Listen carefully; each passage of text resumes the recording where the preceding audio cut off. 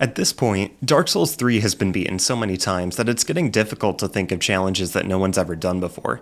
It's been beaten hitless by dozens of players, heck, even I've beaten it hitless. It's been beaten on a dance pad, it's been beaten with only consumables, hitless, and the list only gets crazier the further you dive into the challenge running scene. I wanted to do something that no one has done to this point, at least not that I'm aware of, so after some deliberation, I decided to go into my settings and unbind the B button. This meant that I could no longer roll, backstep, or sprint at any point during my playthrough. Depending on your level of experience with this game, this may or may not sound all that difficult, but I can assure you that it gave me my fair share of heartbreak and frustration. Since nothing terribly interesting happens before Gundyr, let's fast forward to the fight. A few things to note here. First, I opted for the Thief starting class since it's equipped with the Bandit Knife. Besides doing decent damage and inflicting bleed, the dagger gives us a quick step ability that has invincibility frames, otherwise known as iframes, which is one of the only viable ways of dodging anything in this run. This fight may have looked relatively effortless, but I'm a man of honesty, and I'm compelled to tell you that I died to it once before realizing that I wasn't recording. For some reason, swapping between two-handing the dagger to dodge and one-handing to parry short-circuits my brain a little bit. The second attempt went much better though, and very quickly Gundyr became Gondyr. Cool.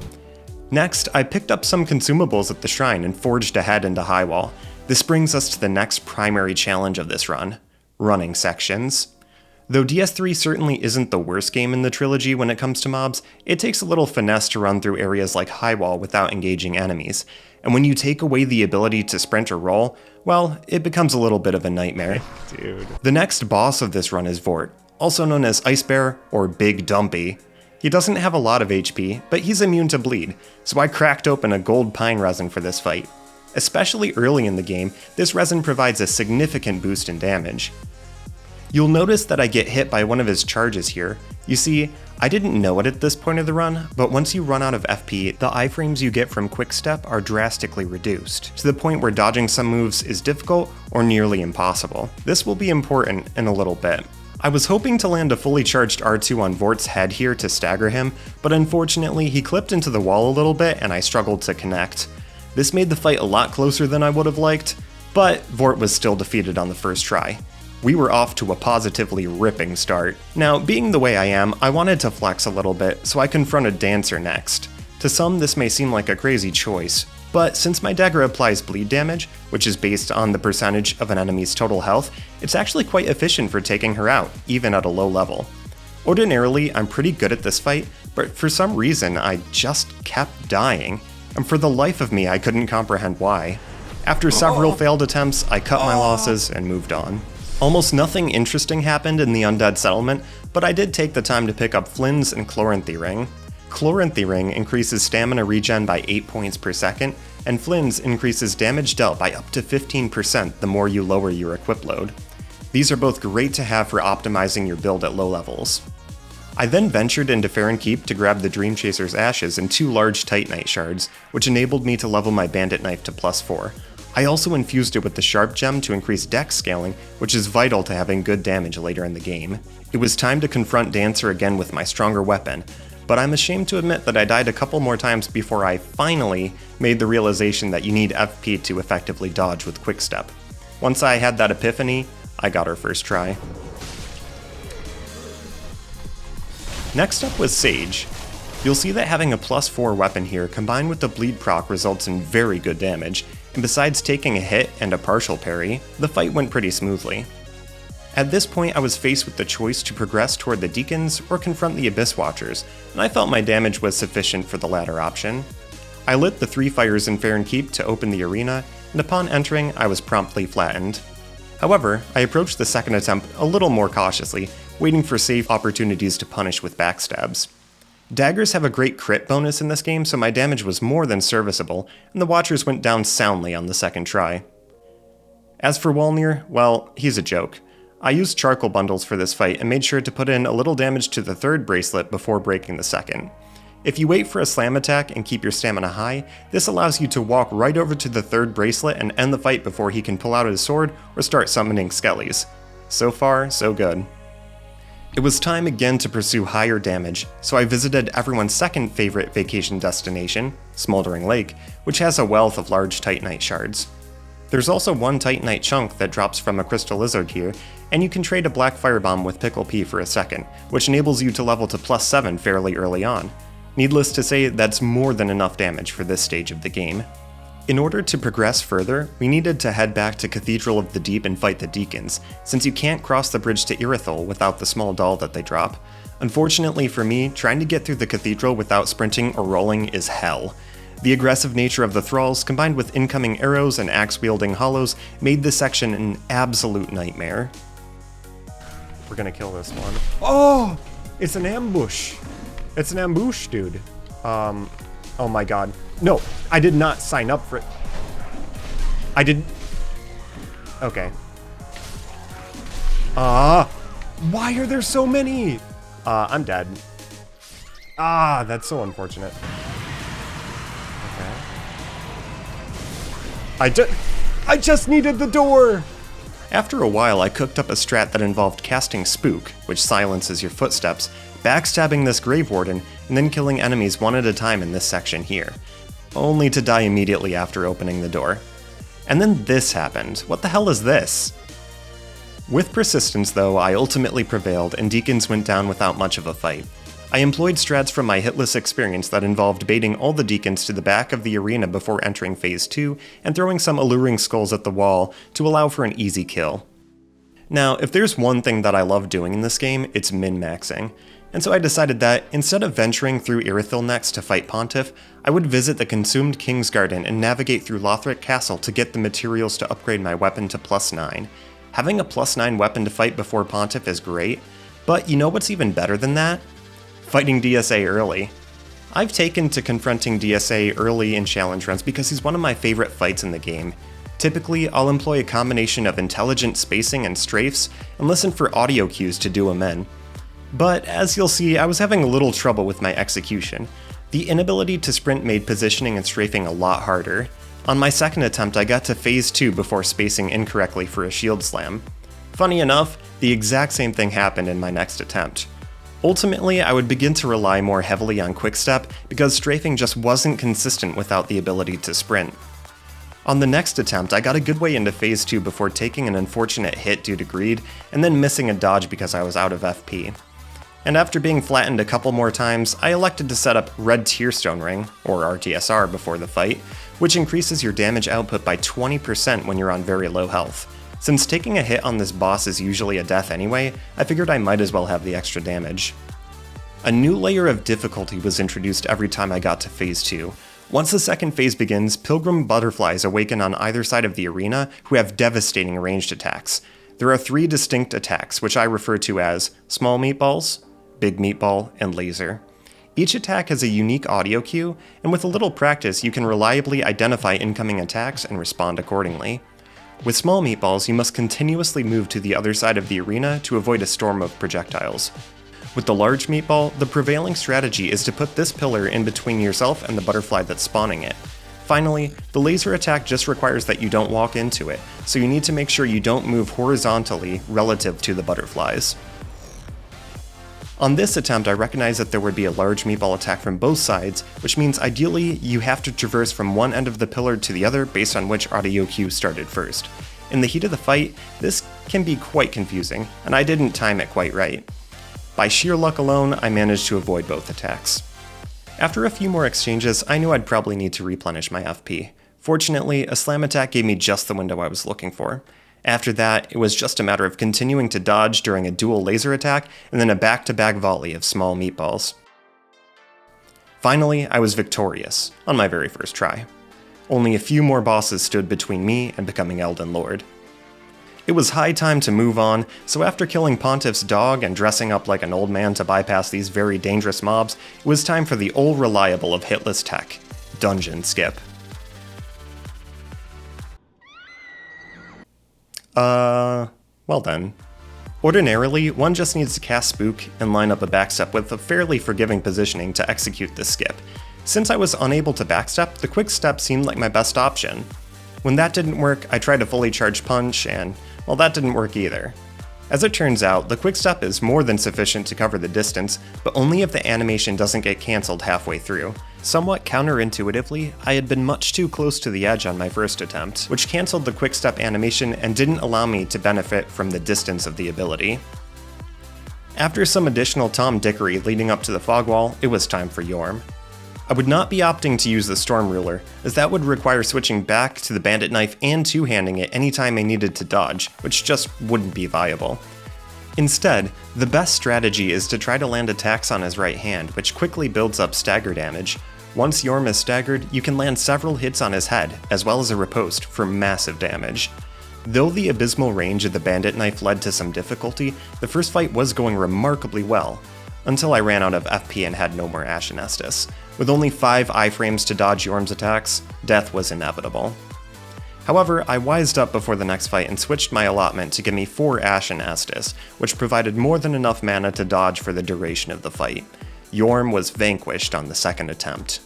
Now, the stairs leading to Pontiff are usually quite perilous, so it was time to make more clever use of alluring skulls.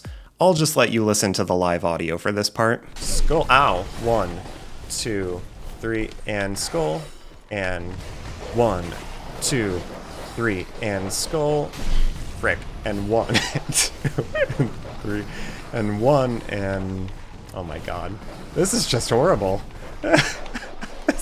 Imagine routing no hit for this. Imagine how much you'd have to hate yourself to route no hit for this. After opening the shortcut for safekeeping, it was time to engage Mr. Sullivan in a fisticuffs. I happened to be quite the master at this fight, so with my parrying shield equipped, I walked right in and... oh. Wait, how did I miss that?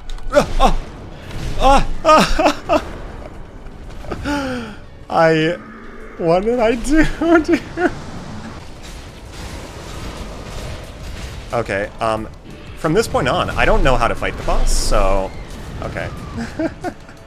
Dude, I don't know what I'm doing. I don't fail that. Listen, I don't fail this parry, guys.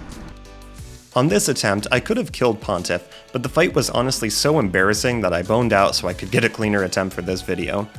Finally, besides getting a partial parry, this next attempt was really good. I gotta keep the inputs in my mind. Ready? Okay.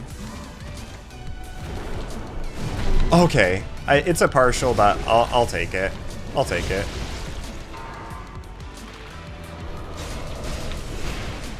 Okay, and then let's do this. Wait. Wait.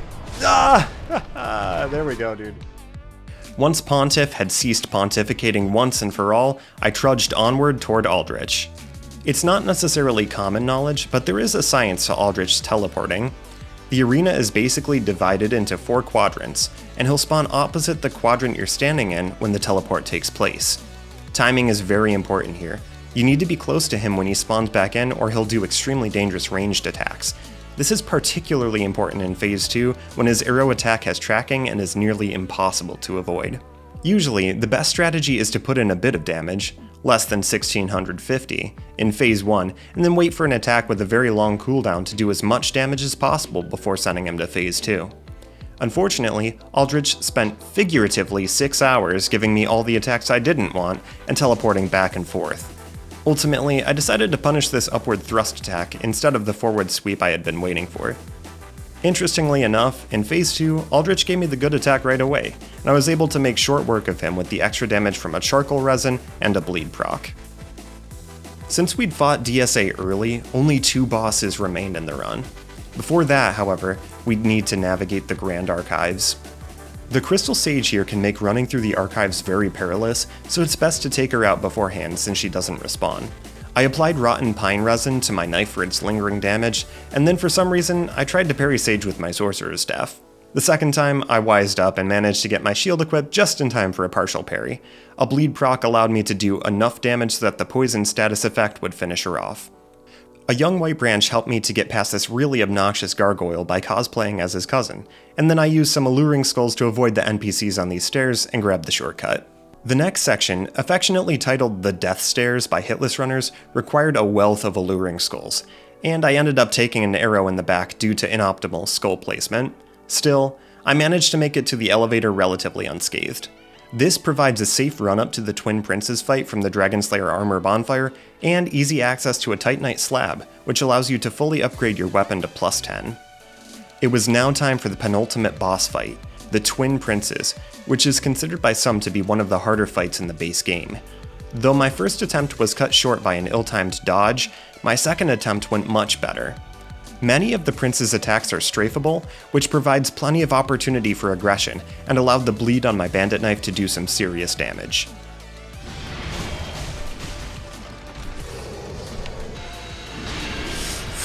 That was scary. I didn't know if I would be able to, like, avoid that.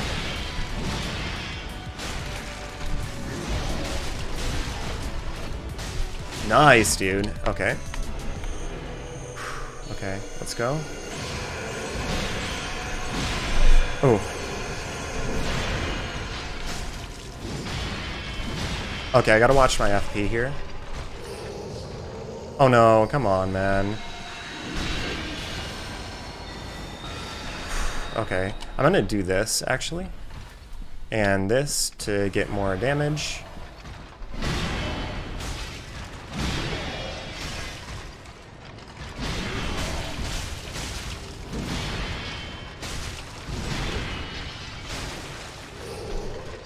Hello?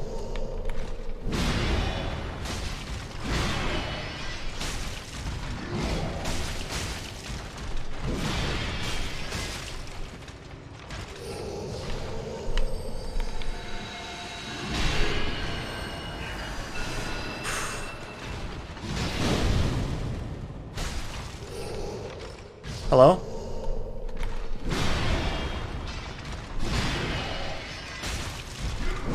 Uh-oh. Didn't mean to do that.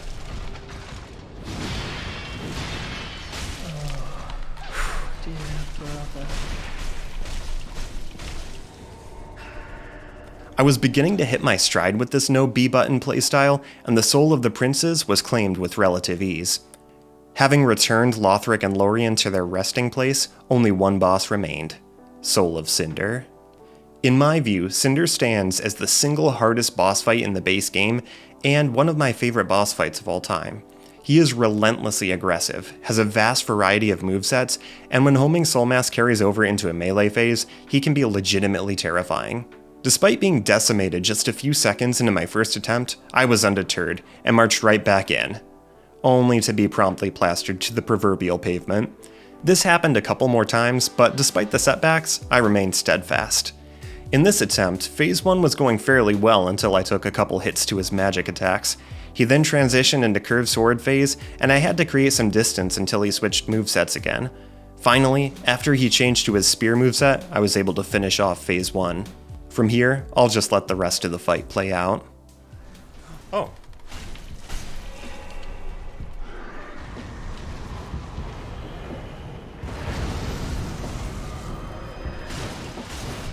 Wait, hold on.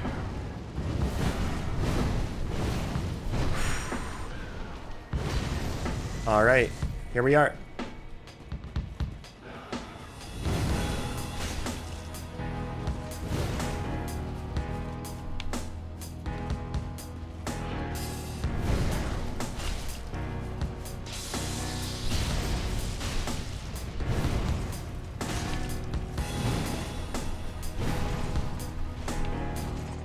Actually, we want to keep our distance for this.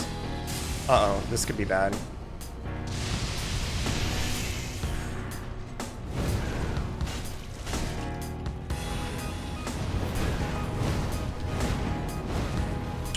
Okay. Might run out of FP here in a little bit. We need that Carthus Rouge, though. I need to be, like, more aggressive.